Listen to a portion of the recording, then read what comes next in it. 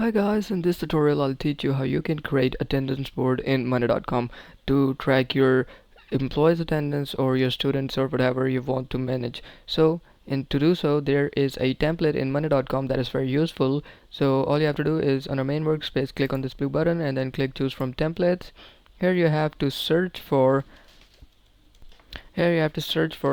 attendance.